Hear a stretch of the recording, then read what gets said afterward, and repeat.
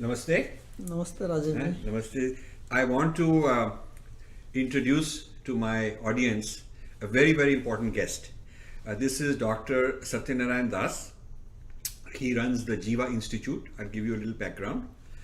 He's been very important and influential in my work for at least a decade, probably longer. He's from the Vaishnav tradition. I will tell you a little bit about his background. He will explain more. And what is very unusual and very important quality is that he's dual, a practitioner with a lineage. He's a guru, a lot of disciples, and so he's in the bhakti tradition. So it is not just theory; it is real lived experience as a teacher, great teacher, a great guru. At the same time, he has a doctorate degree. He's very rigorous in his writings and a preeminent scholar and thinker for the Jiva Goswami tradition. So I'm very honored to have you here. Now, I will just give a little overview of what all I planned, then we'll go through in one by one. So I will ask you these questions. One will be to have you give us a little history of Chaitanya Mahaprabhu and Jiva Goswami, history, what all happened. Then what are Jiva Goswami's major works? Alright. Which we discussed earlier, and then the fact that his philosophy is based on the Bhagavatam as Shabda Praman, Right. how that relates to Vedas, and a little bit of the major points of what that cosmology is and what his philosophy is. After we're done with that, I want to ask you then, this will be my question, I want to ask you what is similar and what is different as compared to Ramanuja. Because a lot of people say it is same or about the same kind of thing. So how Jiva Goswami and Ramanuja's Vishishtadvait are distinct. And then I'll want a discussion on how this might compare with Sri Aurobindo. Because I've studied a lot of Sri Aurobindo, and he also talks about, he uses the word Brahman, but he says Brahman contains all potentialities. He's not context free. And he's very critical of Advait people who say that it is that there is no context in the ultimate, there is no structure in the ultimate reality. He says that all the structures are included in the Brahman. So I want to see how you feel about that, and then we'll discuss Judeo-Christianity's cosmology. What is the issue between us, our cosmology, their cosmology? What would it take to resolve these issues? What is irreconcilable? And then we talk about our Swadeshi Indology Conference number 2, where I'm very happy to say that Dr. Das has accepted the invite to be a speaker there, write a paper for us. And for your benefit, I'll refresh your memory on what that conference is and why his contribution would be extremely important. And then we'll close. Okay. So that's a good Understood. good content. Good top content. So tell us about the history of Chaitanya Mahaprabhu and Jiva Goswami. Chaitanya Mahaprabhu was born in West Bengal at a place called Navdeep in 1486 of Common Era. And from his childhood, he was very unique and special. He was a very great student. In fact, when he was just about 16 years old, he was running his own school. In Bengal, this is called toll. Like gurus used to have their private schools and students are learning. His father was Jagannath Misra, and his father died when he was young. So he went to Gaya to perform the Shraddha ceremony for his father. And that's when his life changed, because there he met a great teacher, Vaishnava, whose name was Ishwarapuri, who was supposed to be coming actually in lineage from Madhvacharya. So when he met him, then his life changed. And when he came back, he started teaching everything in a bhakti manner. So all the students were a little confused. Even when he was teaching them grammar, he will speak about like dhatu. Dhatu is a root, but he will say dhatu is Krishna, and the activities are for Krishna. So they thought that he is gone a little bit mad or something. So they even complained to his teacher that he's not teaching us properly. So the teacher called him, but he could understand that actually he's not mad, but something deeper had Extraordinary. happened to him. Before that, he was known as a great scholar. He was known as Nimai Pandit because his original name was Vishwambhar, but popularly he was known as Nimai, and Pandit being a scholar. So then actually he closed his stall and he started having his own group of people with whom he was discuss, and then he started the Sankirtan. He is known as Sankirtan Pita, father of Sankirtan movement. Okay. This what you see now, Sankirtan all over the place, All over the world. all over the world. Yeah. He had predicted this. It is written in his biography that Prithvita Yachayat Nagradigram Sarvatra Prachar Hoibe Morna. He said that in every town and village on this planet, this name will be spread. So at that time, people did not believe. They thought, what is he saying? But this is written at that time. This Right. biography, Chaitanya Bhagavat, was written by his contemporary. The statement is there. So now this prediction has come true. So this Hare Krishna Mahamantra, which now even the yogis and even other people are singing, this is what he started. So he said that in Kali Yuga, it is the name of Krishna which is most important and efficient mean and efficacious means of attaining the ultimate goal of life. Because he said that yajna is not possible because yajna had a lot of conditions which we cannot satisfy. You need purity of ingredients, purity of place, purity of time, even Muhurta has to be proper. The chanting of the mantras has to be proper. So he says at present we don't see that this is going to happen. Then he said about Gyan Marg is based on Vairagya. First of all, it is not a universal thing, no, everybody cannot be a Vairagi. So what about those people who are living in house, family people?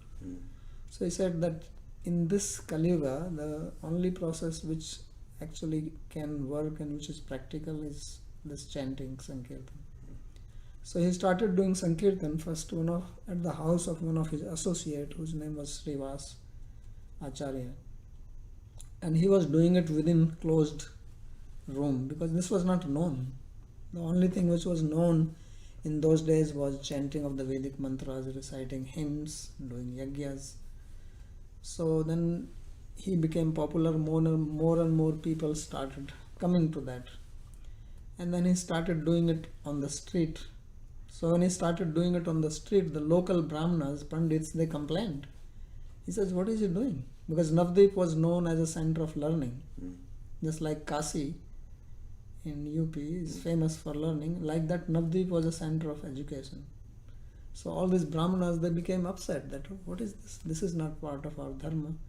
So they became so upset that they went and even complained to the local officer, Kaji, Chand Kaji was his name, who was under the king, that this Nimai is spoiling our religion.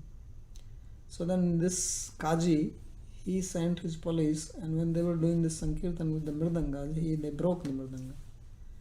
So now Chaitanya became upset and he thought that I'm going to oppose this, but in a very peaceful manner.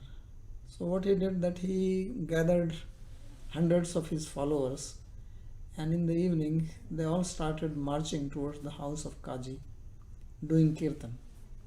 So when this big mob was coming, the Kaji became scared. And they reached his house and they're just doing Kirtan, nothing else. They're not shouting slogans or anything like that. So when Kaji saw this, or he came to know from his servants what is happening, he says, this Nimai has come. Already Nimai was known. So he didn't know what to do. So of course, being a politician, he also knew how to deal with that. So he sent his assistant that you go and call this Nimai and tell him that I want to speak to him. So he called Nimai and Nimai came, and first he discussed with him that why are you doing this? So Nimai, he explained to him what he was doing, and this is part of, he actually from the scriptures he explained. Even this Bhagavatam which we are going to speak, the last verse of Bhagavatam is Nam Sankirtanam Yasya Sarva Papa Pranashanam Pranamo Dukkha Samnastam Namami Harim Param. So the very word Nam Sankirtana is mentioned there. And that's how the book closes. And when a book ends with something, that is also one of the way to know what is the intention of the book. And in the very beginning also it is mentioned Shrotavya Kirtitavyasya Dheya Pujyasya Nitada. So there also Kirtitavya means you have to do Kirtan. So what was this is the Mughal era. Yeah. So what was there a Muslim influence or in terms of, was this a revival during the Muslim era? Did they react? What was that? What was the relationship with the Muslim rulers at the time with this movement? Because must be something new happening. Yeah, well, the one thing was that at that time the situation in Bengal was very unstable. Muslims were ruling and Hindu kings were very weak. In fact, they were conquered by them. And the Brahmanas, they were, a lot of tantra was going on. But tantra is secret and hidden. This was open in the public. Yeah, so he wanted to it do... was also provocation, I guess. Yeah, it was also provocative, and he wanted to do something which is available to everybody. Right.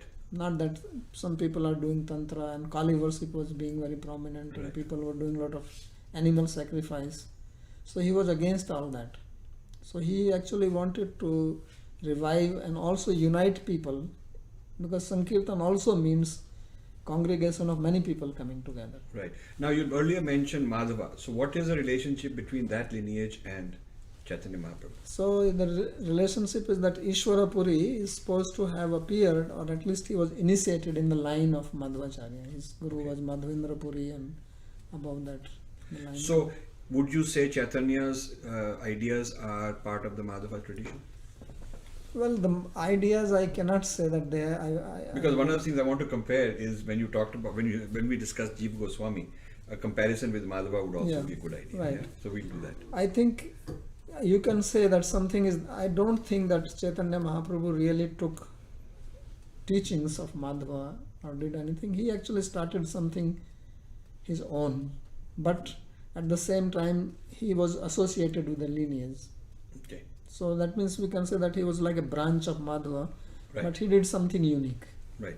So that gets us going on the discussion on Chaitanya Mahaprabhu. So how does Jiva Goswami come into play? So how Jiva Goswami comes into play, just to continue that story, that after that, he became popular.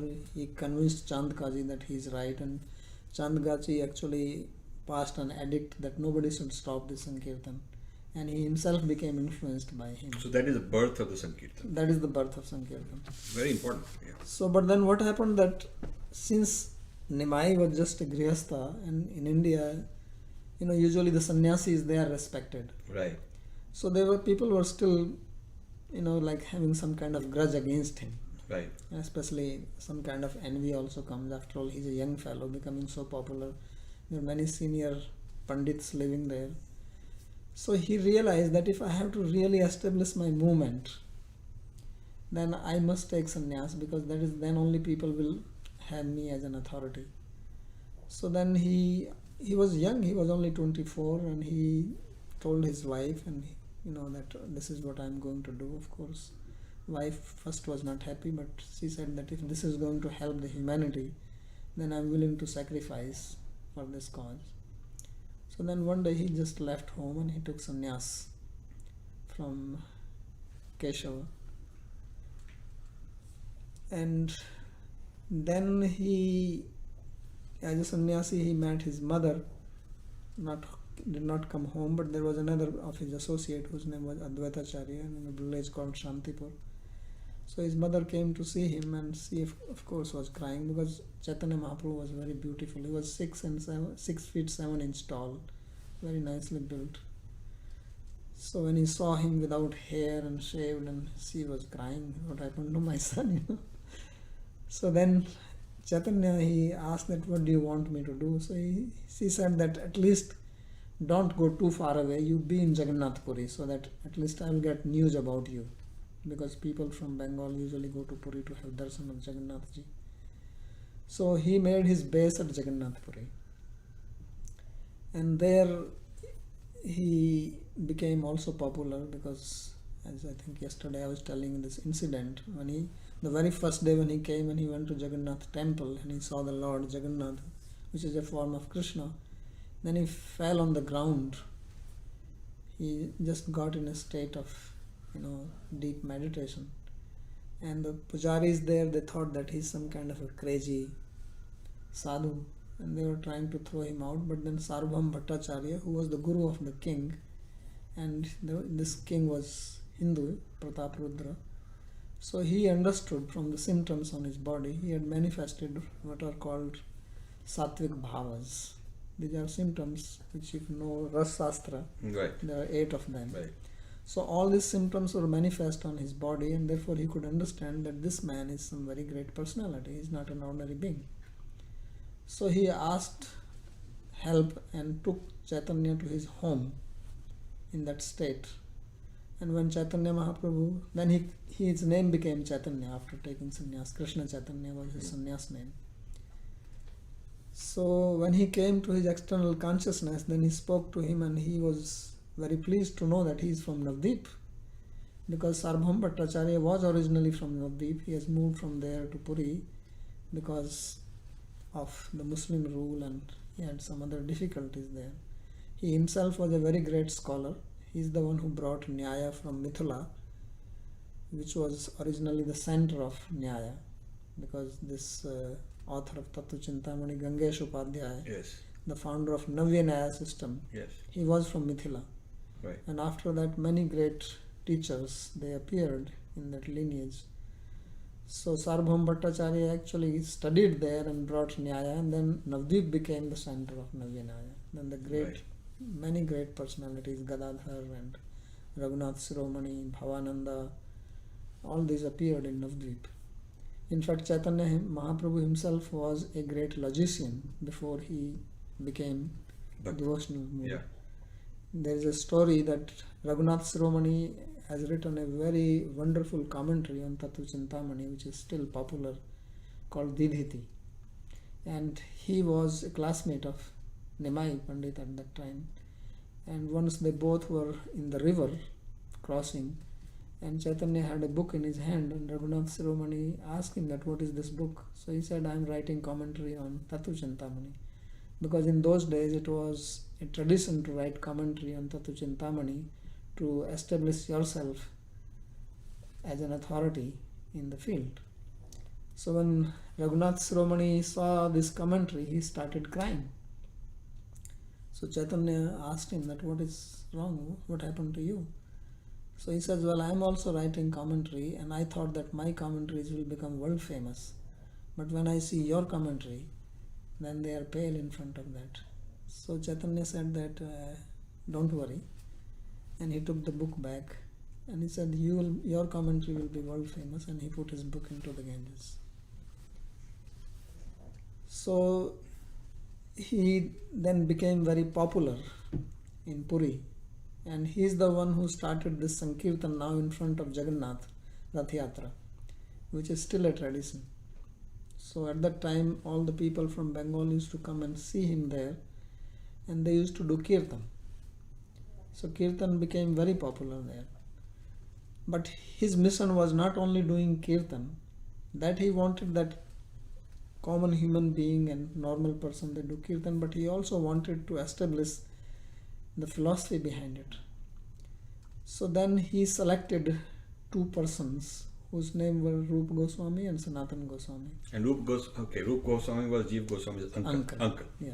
So these And 2 Sanatana brothers, were brothers. Yeah. these 2 brothers, they were living in village Ramkeli, and they were actually ministers in the Muslim king.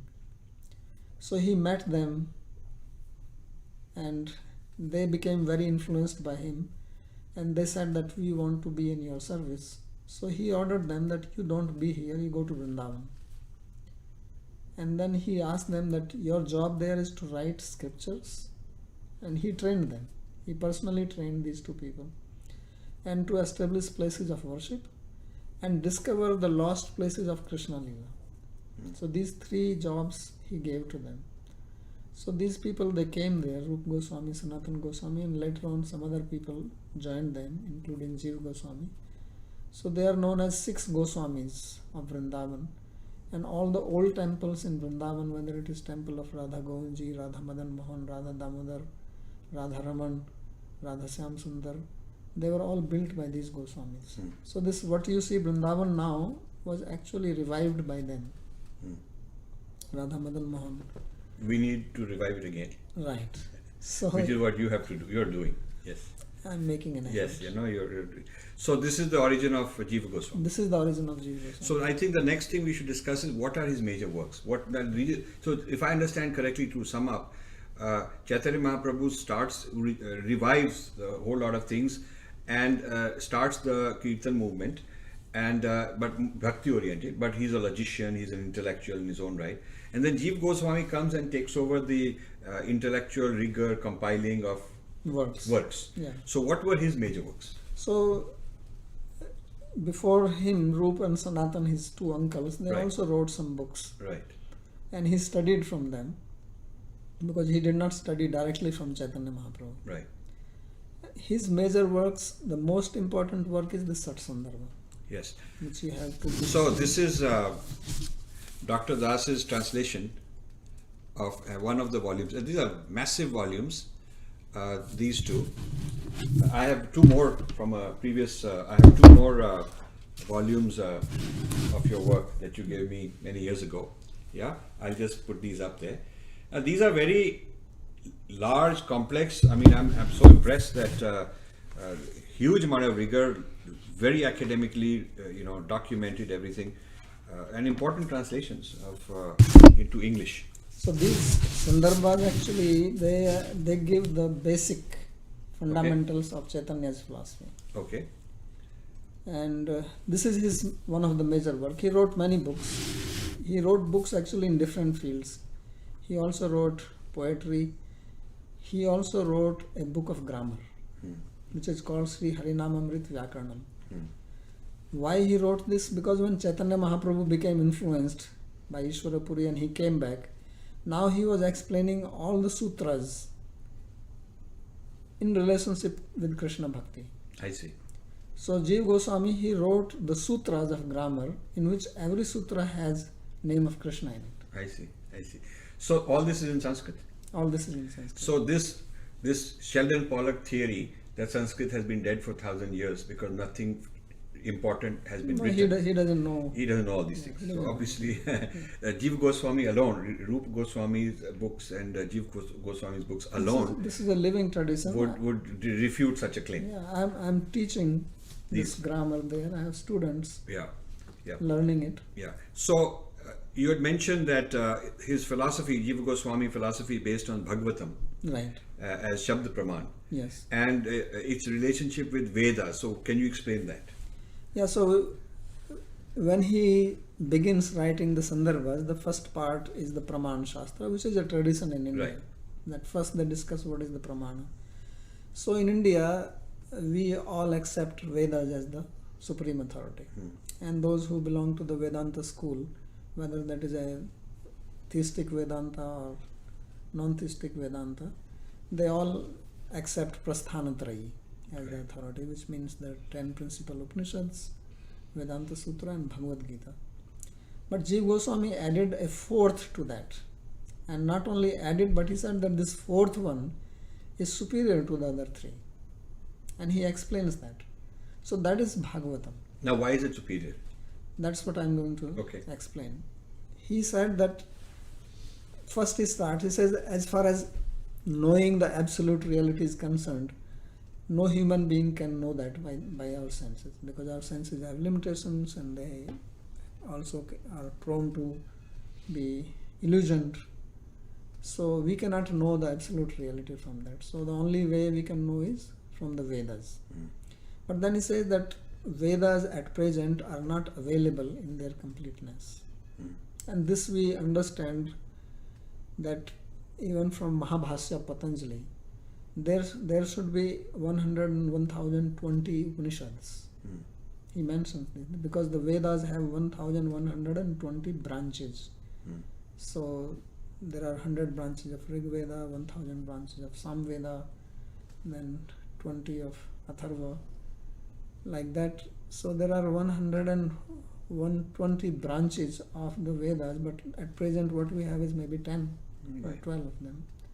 So he says, since so much is not available to us, we cannot ascertain from that what all is lost and what is available. And then on that also he says there is no consensus about the interpretation of it. So then he says that, well, there is Vedanta Sutra. which is supposed to give the essence of the Upanishads. So then he says about Vedanta Sutra also there is a lot of opinion about it. And major one is that some say that it is the ultimate reality is Nirgun Nirakar Brahman, and then there are others, Acharyas, Ramanujacharya, Madhvacharya, Nimbarkacharya, who say that no, it is the personal reality. So he says how actually to ascertain which is superior and what is actually the essence of the Vedas. So then he says that then we must have a book which explains these things very clearly. So then he points to Bhagavatam. Okay. Now the Bhagavatam itself begins with this story. If you read the 4th chapter of Bhagavatam, then Bhagavatam has this incident there that Vyasa, he sits on the bank of Saraswati river where his ashram was, and he is little bit in distressful state of mind. And he's thinking that I have done everything. He's the one who divided the Vedas into 4. He's the one who wrote Mahabharata for the common people who cannot. Stri Vaishya Deshbandhi Nam Traina Shruti Gochara. Stri Vaishya Deshbandhu, they are not allowed to study Shrutis. So Karm Shreyasi Mudhanam Shreya Eva Bhavediha. So how they are in ignorance about their activities, their duties, which will bring them the ultimate benefit. So, iti Bharat Akhyanam Kripya Munina Kritam. Therefore, he wrote Mahabharata. So, Mahabharata is actually giving the essence of the Vedas only. So, Bharata Vyabdesena hi Amnaya Artha Darshita. In the name of Mahabharata, he has given the meaning of the Vedas. But then, if you read the Mahabharata, there are so many things which are mentioned. There are a lot of talk about Istri Dharma, Varnashram Dharma, Dharma of the Brahmanas, king, Raj Dharma, all those types of things, and you still don't become clear what is one thing which is the ultimate reality.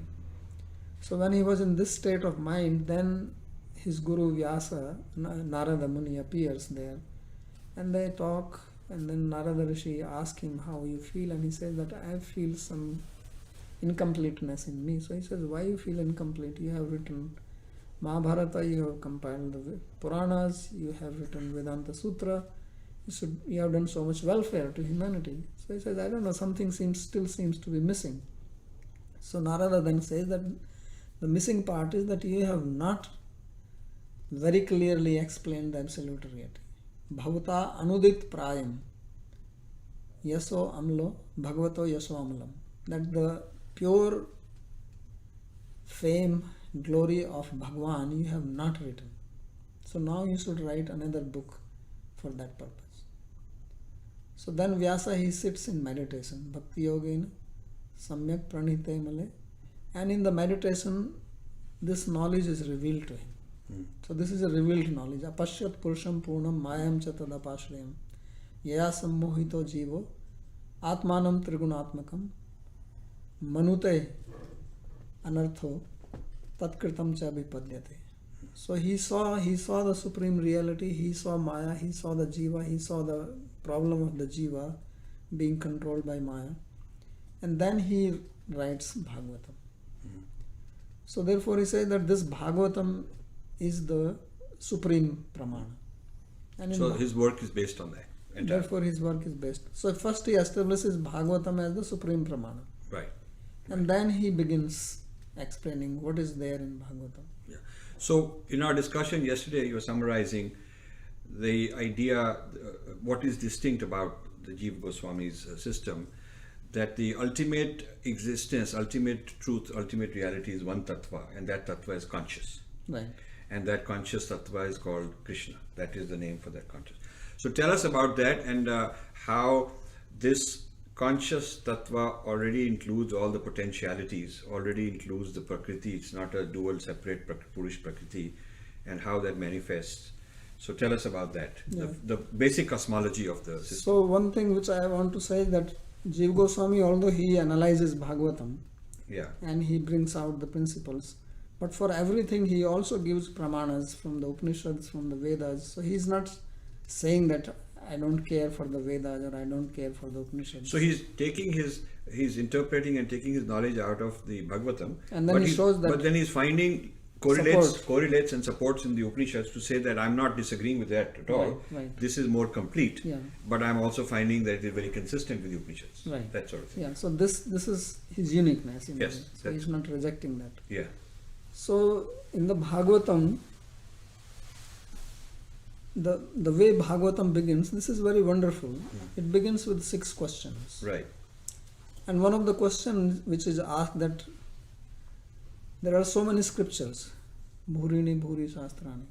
So the Sonaka Rishi asked that Samudhritya Yat Saram, that you please tell me what is the essence of all this.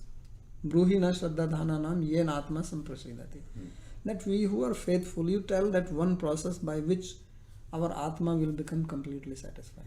Because every human being, whether you are theist or atheist or no matter what you are, we are all looking for happiness. That is one point where we all agree. Nobody will say that I don't want happiness. So he says, tell me, where can I get this happiness? Bruhina Shraddha Dhananam Yen Atma Samprasidati. Now you can say, well, happiness I can get by food, I can get by drug, I can get by sex, I can get by power, all these things. So he says, na samprasidati. Not some fleeting happiness, but where I feel completely satisfied. Then my mind is not again running here and there. And permanent. Permanent. Yes. So then he starts, basically Bhagavatam is an answer to that. And that's why it is unique in that sense. Because Bhagavatam is not, he could have named this book as Krishna Purana. But he calls it as Bhagavad Purana, means it is the Purana of Bhagavan, of the ultimate reality. And then he identifies that with Krishna. So there when he is answering, first of course he answers this in Savai Punsham Paro Dharmo Yato Bhakti Radhoksaje Ahitkiya Pratihata Yatma Samprasidati. He answers in one sloka and then expands on it. He says, that is the supreme dharma of a human being, which will bring you to bhakti. Why? Because bhakti is the only thing which gives you complete happiness. And then he starts explaining why, what is the reason for that. So in that process he says that dharma hi apargasya nartharthaya kalpate narthasya dharme kantasya kamo labha hi smrita kamasya nendriya priti labho jiveta yavata jivasya tattva jigyasa narthayasya karmati. He says that dharma is not meant to make money. Very interesting. Dharmasya hi apargasya nartharthaya kalpate. He says dharma is meant for apvarga. It is meant to liberate you from all this suffering and bondage. And even the need to make money.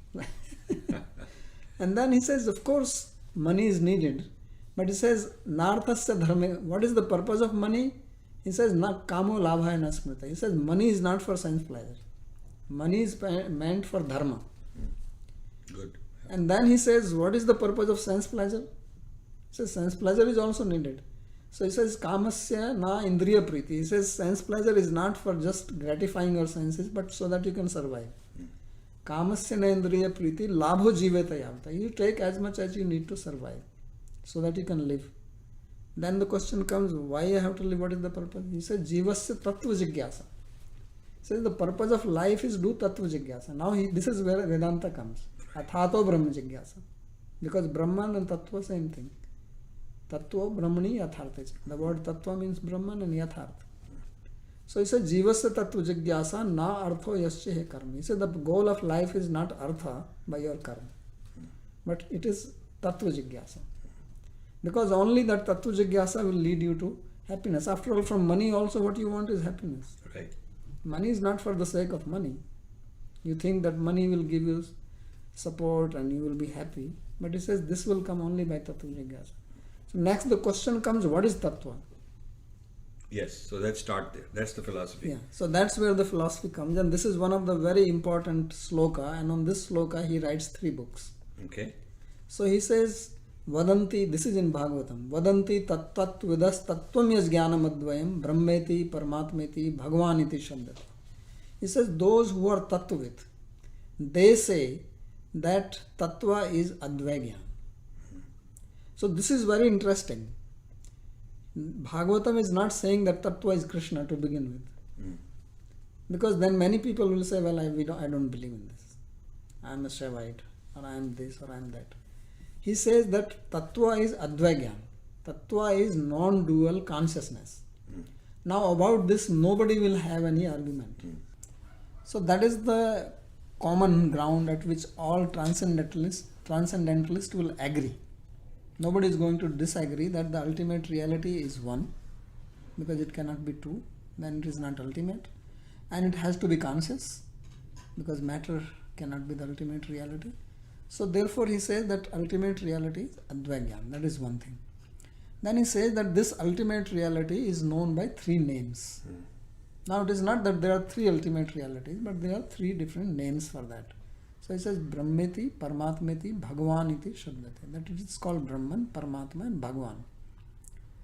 Okay. So for that Jiva Goswami has Tattva Sandarbha, it has Bhagavad Sandarbha, it has Paramatma Sandarbha.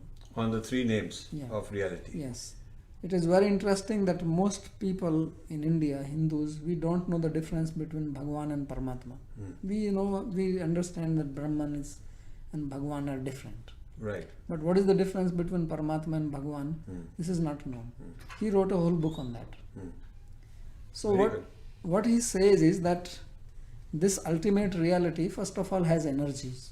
Right. Because Upanishads also say, Parasya Shaktir Vividhai Vishruyate Swabhavaki Jnana Balakriya cha. That this tattva has Parashakti. And it is Swabhaviki. So it is not a superimposition.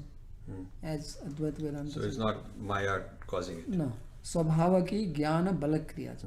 Swabhaviki means inherent, intrinsic to that tattva. So, but then there is also talk of that this Brahman is Nirguna, Nirakara. There are statements. Right. So Jiva Goswami says that the same reality can be understood at three different levels. I give this example many times, that suppose you are in an aeroplane, you are coming to New York. So when you are above, you see the Atlantic Ocean. Right. You just see a big mass of the ocean. You don't see any variety in it. Then when you are near the airport, you start seeing that there are some boats inside the ocean. Right. There is some variety. But then you go to the airport, you go to the beach, and maybe you go inside the sea and you see actually this is the whole world there. So these are the three different views of the same object. It is not that there are three different objects. And these views depend on the individual's level of consciousness. Right. So he says that those who are following the path of Jnana Marga, because Jnana is only for mukti, Right. they want freedom from suffering. This is how Shankaracharya says that you have to approach a guru as if the whole world is on fire, right? So then you don't have a time to ask who put the fire and what. Just get the hell out of here. Right. So that's why mukti means liberation from. Right. So it is not telling you what is after that. Just that I am suffering and I want to get rid of my suffering. So therefore they only speak of Brahman, which is free from all that. Right. So that is their understanding of the Absolute. Right. But that doesn't mean that Absolute does not have power in it. Otherwise, how this world comes into existence? So he says that Bhagavan is replete with energies. And the realization of same Bhagavan without energies is Brahman. Just like if you have a red rose. So in red rose there are two things. It is a qualified object, right? So there is an object, substantive, that is the rose. And then there is the quality, redness in it. Now, usually whenever we see something, we always see it with these qualities, whether it is a form or a color or a shape or some smell or fragrance, different qualities. But actually, according to Nyaya philosophy, whenever we see something, at the first moment your experiences of object and the qualities separate from each other without any relationship. So that is called Nirvikalpa Pratyaksha. And then at the second moment, there is a Savikalpa Pratyaksha, qualified experience. So he says that this Brahman is the Nirvikalpak experience of Bhagavan. And because these people don't want more than that, they remain at that level only. But that doesn't mean that something above is not there. Right. So therefore he says we have no problem with that. We are only saying that this is one aspect of the Absolute. But there is more to it. But there is more to it. Right. So therefore he says that this is incomplete experience of the Tattva. So the Advait, the non-duality, the emptiness of form and content is true, but it is not the whole truth. Right. That is, It is part of it. it is part of it. Yeah. Okay. So he says this is asamyak avirbhav of tattva. Yes. That is the word he uses. That this is the incomplete manifestation of the reality to them. Because this is, as Krishna says in Bhagavad Gita, ye yatha mam prapadyante tams tathai bhajamyaham. As one approaches me, I relate myself in the same way. So if you want to see Krishna as Brahman, then he appears to you as Brahman. And why should he appear as Krishna? Because you are not interested in that. Right. So, just to say it differently, to make sure I understand it, we're talking about structure and content. Right. And we're contrasting it with the Advait view, where the structure and content is caused by the Maya. No, it is superimposition. It's a superimposition, and it is false. It is illusionary, and the truth is to get rid of the Maya and see the reality, and that reality doesn't have content and structure. Yeah, not only see the reality, but you become one. with You it, become one. because there is nothing else. I was originally trained and raised in the Advait system, but then I discovered many other ways of understanding which were not Advait. Right. So I want to ask you this question. Sri Aurobindo's view is that the ultimate, the absolute tattva includes in potential all the content, context, space, time, nam, roop, everything in potential is there, and then it manifests into the world as we see it. Right. So the wave and the ocean, the wave is a form of the ocean, doesn't mean that the wave doesn't exist. The wave is also real. Right. But it cannot, what is false is to think that it exists as a thing by itself. Right. To not see the ocean and you only see the wave because that is all you can see on the surface and say this, what I'm seeing is all there is, this is the truth, that is what is an illusion. But to know the wave as a form of the ocean and to see both there is an ocean and then there's a wave to it is in fact a better insight. Would you agree? Yeah, I would agree, except that Jiva Goswami goes a little step beyond that. Okay. Because in this, the problem which comes is that means all the imperfections of the wave, they also exist in the tattva. Okay. They become part of tattva. Okay. So now no one will accept that because we say that tattva is amalam. It Yeah. is free from any defects, free from modification. This is one big problem. Actually, why Advaitvad Sankaracharya says that world is false is because the ultimate reality cannot have modifications. Right. Even we jivas, we don't get modified. Avikaryoyam achintyoyam. Krishna says that it is avikari. So this now the sansara is having a vikar in it. Right. So if this is exactly one part of that, then how we are going to Right. distinguish this? So you have to figure out, even though the wave is real, Yeah. how to handle the Imperfection. the imperfection. This should not reflect in the absolute Yes. So reality. what is his answer? So therefore Advaitvad had a very simple way of doing it. that You this- could put Maya. Then this is actually Everything you blame on Maya. it doesn't really exist. Right. So we don't have to worry about So it. you don't have to worry. And others have dealt in different ways. Sri Ramanujacharya says that it is qualified monism. That Right. it is a quality, and he calls sharir shariri bhav. It's like we have body and there is a shariri inside, the Atma. So the imperfections of the body do not reflect into Atma, but Atma, the sharir cannot exist without the Atma, so it Correct. depends on that. Right. This is his way of saying. Jiva Goswami comes with this idea of achintya bheda bhed, which is Okay. a very beautiful idea. Achint bhed Bheda abhed. bhed. Yes. So he says that absolute reality, first of all, you must understand that absolute reality is achintya. Inconceivable. Now, inconceivable should not be misunderstood that we cannot understand it. Okay. People think just because it's achintya, I cannot know. Achintya, he says that achintyam nam tarka asaham, that it is beyond logic. Okay. If you want to understand the absolute reality simply by logic, then you will have some problem somewhere or the other. Right. Because obviously it must be above logic. Right. If it is absolute reality, because logic is a product of mind. Right. And you can give one logic, I can counter that with another logic, then you can come with another logic. Yes. I studied Nyaya. Nyaya is full of all that. Yeah. One after another, one after another one. And there is no end. There is no perfect logic. Right. So therefore there is a Vedanta Sutra which says Tarka Apratishthanath. That Tarka does not have Pratishtha, means it does not have the ultimate stand. Somebody with a better and finer, thinking mind can counter it.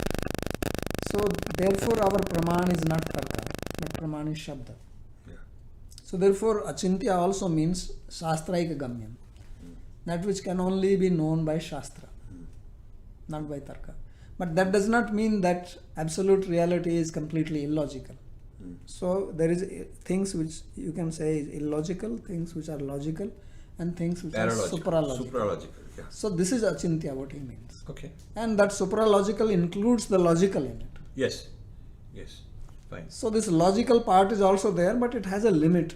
And above that, you should not then become adamant that it must also be logic. But Right. there must be something which you go beyond that. Right. So how do you explain the imperfections using this? So therefore he says that he makes that absolute reality has got three types of energies.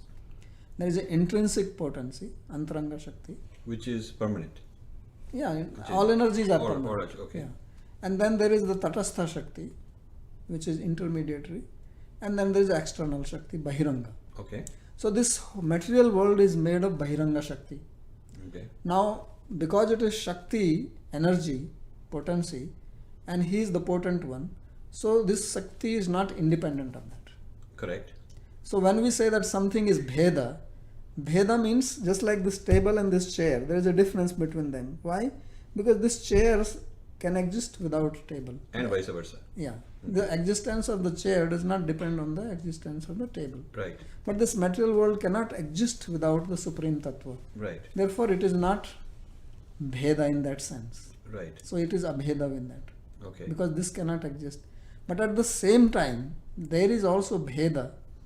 Right. Because what happens in this does not reflect in him. So Right. that's why Bheda and Abheda both exist.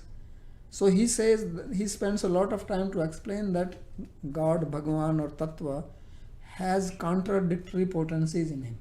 Very important point. Yeah. Very So important. he says Virodha Shakti.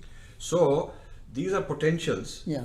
They have not been realized until they are realized as Prakriti. Prakriti is sort of the realization Right. of these potentials, Yes. right? So it also means that this Sankhya dualism, Purush, Prakriti gets reconciled. Right. Am I right? That they are not two ultimate truths. There is one Actually, tattva. everything gets reconciled in this Achintya Bheda. So the Very nice. one tattva includes all the forms, all the content structures as potentialities, including all the contradictions. Right. Including all the contradictions. Including all the contradictions. So whatever emanates out of it will, as it scatters and emanates more and more, it looks more and more like the world to us. Right. And it looks like this is contradicting that and this is separate from that. But in him there is no contradiction. He is the one personality in which all contradictions get harmonized. So it's like a person who's got many facets, infinite facets, infinite potentialities. Yes. And from Rajiv's point of view, all of that is harmonized. Yeah, because You may think that I have all these you contradictions. say you may be acting in one way with one person, Yeah. and maybe very cruel way, and with another person you are having very love. But I have a reason for it. Yeah, you have a reason, and so you for don't. for me, there's no So contradiction. these two people may think that you are behaving very contradictory, Right. but in you don't have that contradiction. Because they have the external view of me. Right. And mine is an internal So view. therefore, in God, in Bhagavan, in Krishna, there is no contradiction. Right. Right. This contradiction is from our point of view, Right. Right. but not from their point of view. So we can see the reality from two angles. Right. We can see it from our point of view, and we can see from the absolute point of view. Right. So when we see from absolute point of view, there is only oneness. Right. Vasudeva sarvamiti samahatma sudurlabha. So you also have non-duality. Right. It is not a dualistic system. No, it is a not. dualistic No, it system. is not a dualistic. And so this is a kind of Advait, but a different kind of Advait. Right. It is not the Shankara Advait. No, it is not Shankara. Shankara Advait. It is an Advait which says the oneness includes the manyness. Right. The manyness is included as oneness, potential of the oneness, and therefore when it manifests, It is not some illusion. It is the reality, right? Right. But you have to see the waves as a manifestation of the ocean. As long as you are seeing the ocean when you are seeing the waves, you are okay. Right. So therefore he says that the other part of manifestation of Bhagavan, Yeah, which is the spiritual world, right. that is all made of his intrinsic potency. And modifications don't apply there. That is beyond the three gunas of nature. So we have all the three gunas this side. This is the Bahiranga Shakti. This is the material creation. And then there is a spiritual region where God personally lives. Mm. So therefore, what is the need of Paramatma? This is interesting. Mm. Why Paramatma? Then why not have just Brahman and Bhagavan? Mm.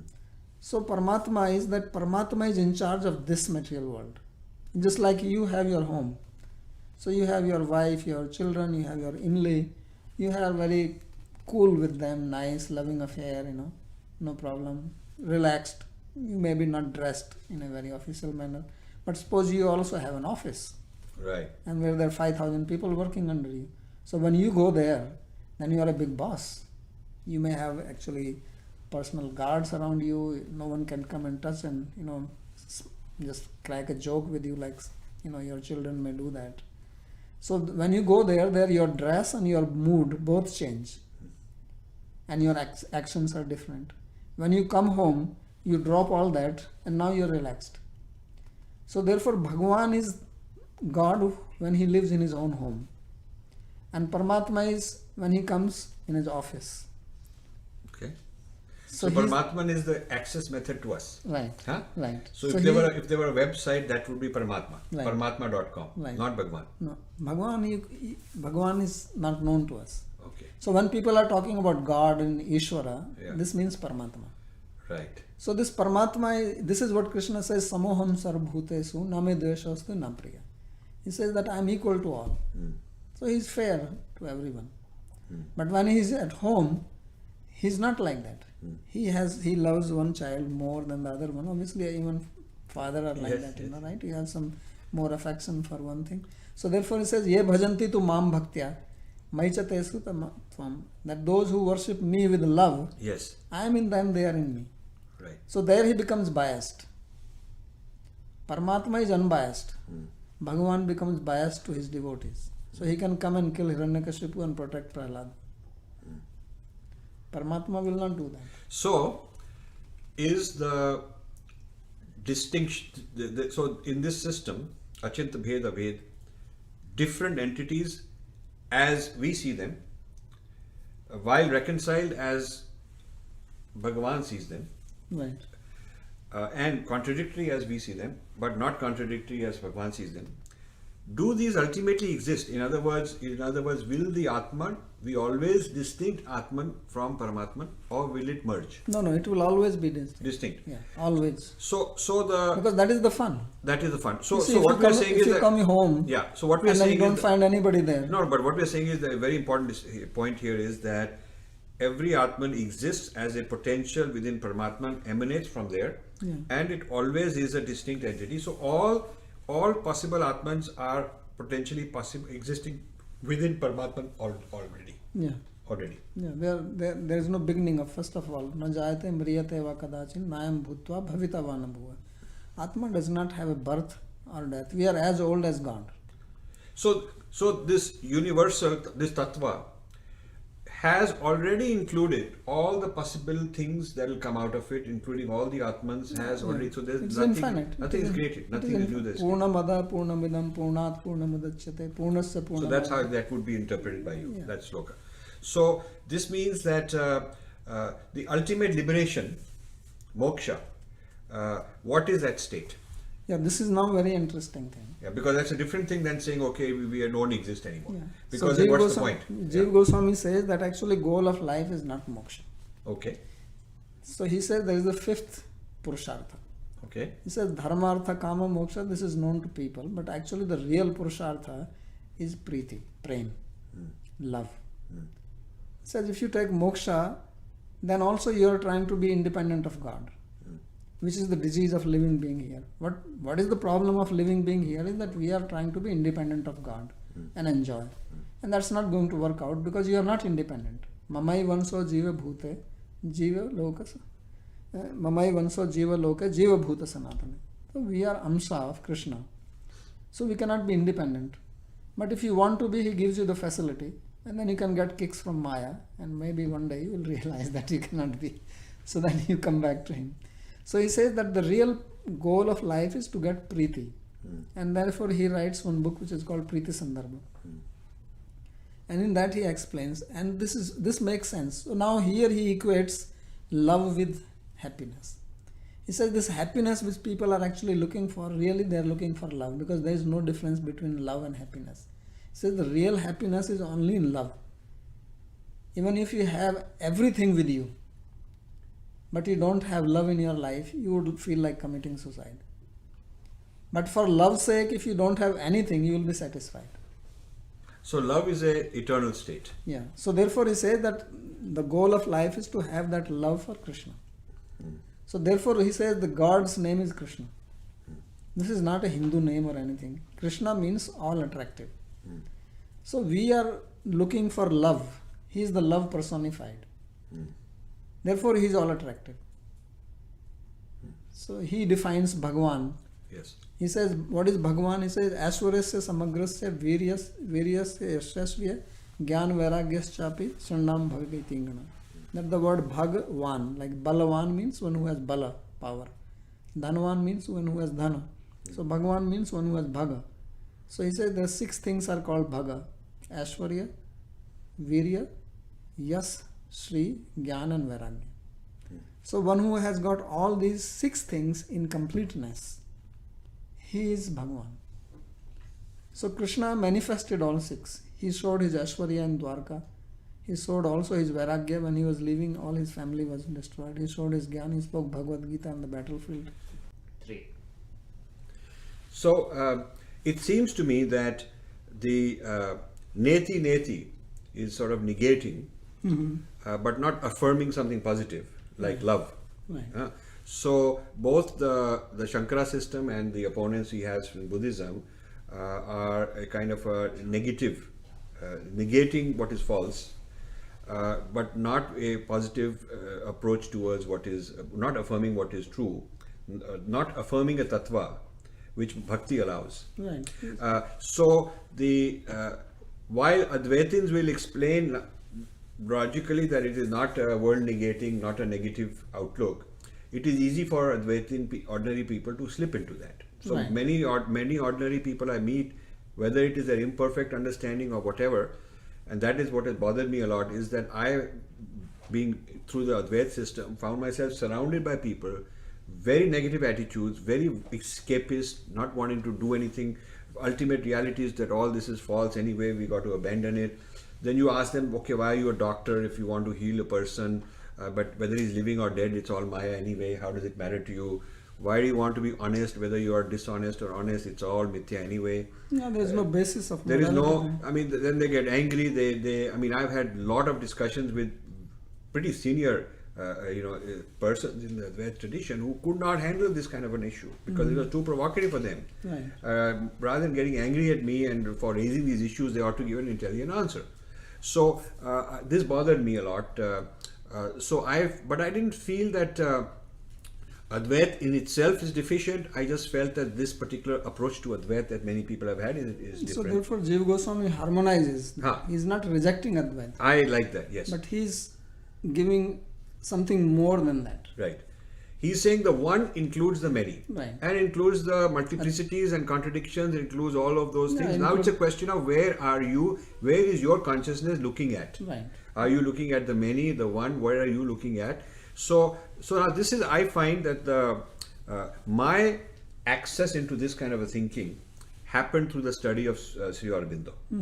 And I wouldn't be surprised if he had been influenced by Jiva Goswami, because Possible because he was from Bengal. he was, and is very deeply saying these kind of things. He is very angrily rejecting Shankara also, because he says it's all negative, this, that. He doesn't want to get into the Advaita, Vedanta theory and all that, because he feels it's not a positive view. So, and this idea, but he uses the vocabulary of Brahman with potency, Brahman with the, all the potentialities. He uses the idea of supra-rational, that through the supra-rational consciousness you see more than the rational. Now there's one thing he does which I want to ask you whether what is Jiva Goswami's position on that. Sri Aurobindo made a very provocative statement which became sort of the center of his whole philosophy, that there is an evolution of the collective consciousness. Not just individual, that you are evolving and I am evolving, but collectively we are evolving to something higher than the ordinary human being. Like animals evolve to us, we are evolving to a higher state. And that higher state is not just for me alone where I am having this enjoyment, but it will happen first to some individuals.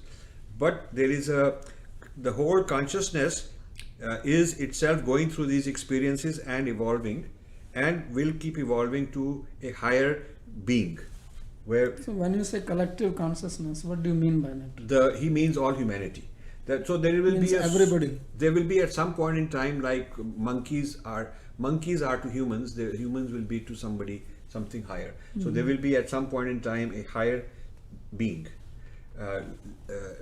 with its own population, its own number of people, but living in a supraconscious state. So that is his teleology. As while Christians would say that one of the problems is with conventional Hindu thought is that you're escaping into some place. Who's going to look after this world, and so on and so forth, and they have the concept of heaven, where everybody is going to be together. Sri Aurobindo's collective consciousness is right here in the world, a collective consciousness which is in an evolved state.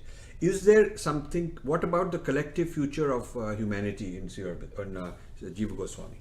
You see, first of all, let me say one thing very clearly, that there is no such thing as collective consciousness. It's a misnomer. Just like when you say forest. Forest is not some individual entity. It's a collection of trees. It is made of individual trees. Like you say society. Society is not some living being in itself. It is made of an individual human beings. So if individual human beings don't make progress, then there is no question of saying that collective consciousness is going to... No, he says it is required that you have to, that his yoga is that you have to evolve yourself as an individual. Yeah, so ultimately it is the individual who has to evolve. Yes, but then the result of many trees growing and becoming at a higher level, the whole forest also evolves. Yeah, that is possible. But at the same time, some trees from that may also devolve. Like Krishna says in Bhagavad Gita, Urdhvam gachanti sattvastha, madhye tishtanti rajasa, jaganya gun vrittistha, adho gachanti tamasa. So he says that those who are in sattva, if you live a sattvic life, you go up. If you live a rajasic life, you remain here. If you live a tamasic life, then you go down. So it depends ultimately on the individual. Now out of that humanity, many people are living sattvic life, then many will go up. So therefore we have this concept of yuga. We have Satyuga, Dwapara Treta Yuga, Dwapara Yuga and Kali Yuga. So now Satyuga means that basically everybody was like a Paramhansa. So there is a collectively higher consciousness. Right, higher consciousness. But So the collective consciousness evolution in the Bhagavatam would be through a yuga. Right. That yuga would be the higher state of consciousness, would be very ordinary. Yeah, and this whole Varnashrama system was made for collective consciousness to go up. What is the purpose of Varnashrama? That every individual, according to their guna and karma, Chaturvarnam Maya Srishnam Guna Karma Vibhangsha, by using your guna, your nature, according to your prakriti, and the activities you perform, you should evolve upwards. Right. That was the purpose of it. Right. This is the collective process. Yeah. So that's good. But that Varnashrama, Jiva Goswami says that it has to be now linked up with bhakti. Yes. Because if you don't link up with bhakti, then this Varnashrama by itself is because it is material. Yes. It is not going to evolve. So Varnashram acharvata purushena puman Vishnur aradhate pantha nanyatastosha karanam. The purpose of Varnashrama is actually to worship Vishnu. So if you do that, then the whole society goes up. And then there is no question of that Brahmanas are suppressing the lower class or the women are being suppressed. It's not a question of suppression. Woman by doing her duty is also going up. Right. And Shudra, by doing his duty, is also going up as much as Brahmana is going up. Except that Brahmana has to actually work harder than the Shudra. Right, right, He has to be very austere. He cannot make money. right, He is not allowed to make money. right. No, that's good.